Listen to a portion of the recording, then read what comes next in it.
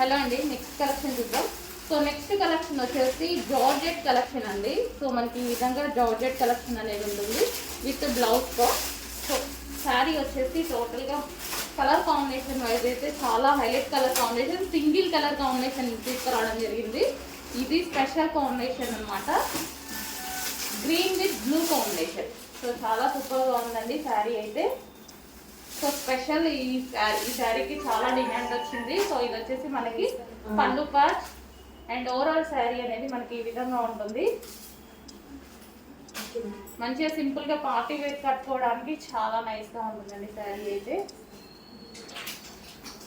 so ఈ విధంగా శారీ